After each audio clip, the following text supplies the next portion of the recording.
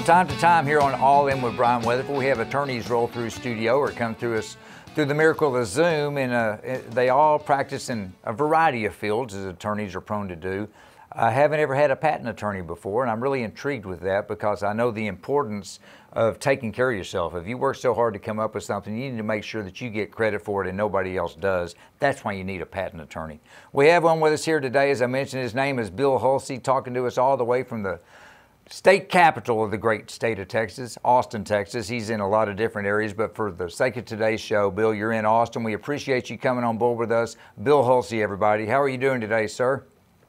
I'm great. I'm great. Thank you very much. As I mentioned there in the opening, I've never had a patent attorney here before, and it sounds like we got a pretty good one because I was looking at the notes, and if I remember correctly, you've helped put together over 2,000 different patents. Is that correct?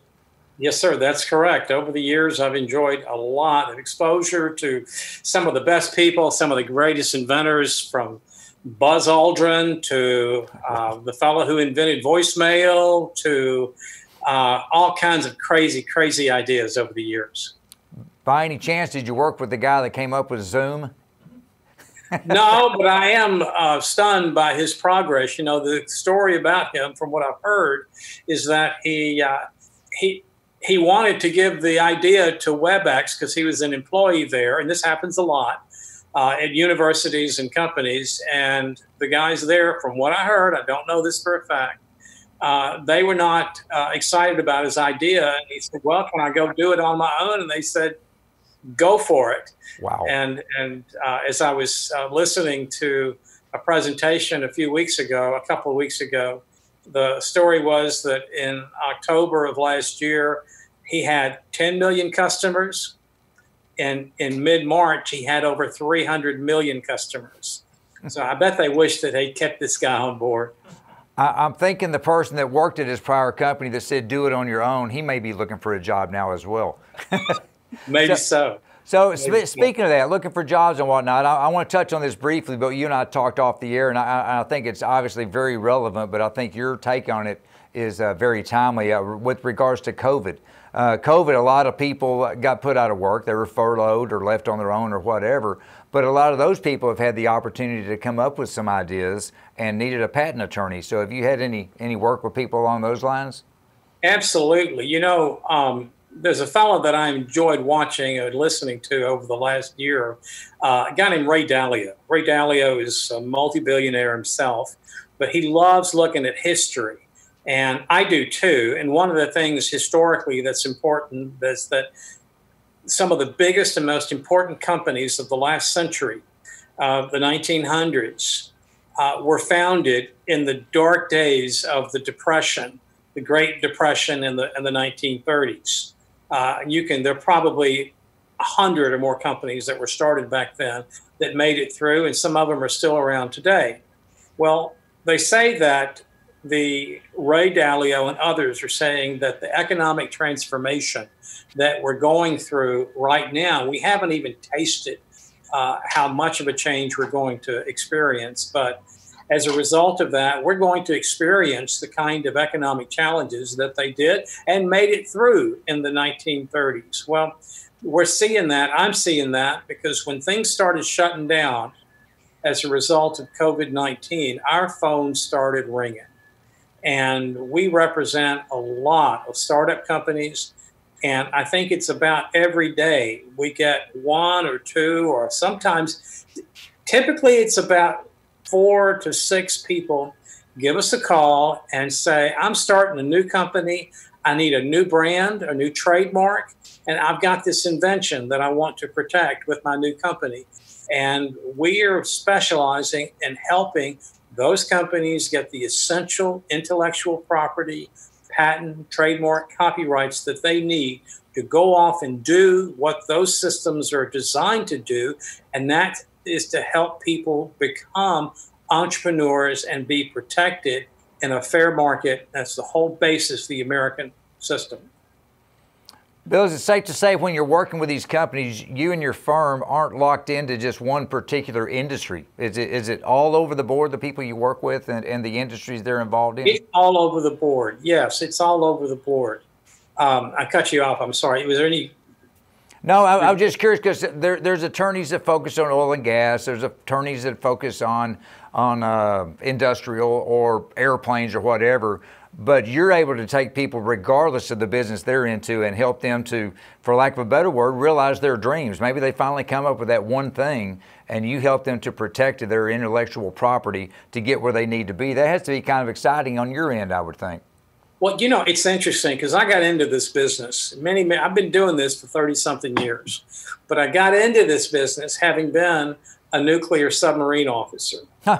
And one of the things you do as a young nuclear submarine officer is that you have to understand every system that is operational on that nuclear submarine.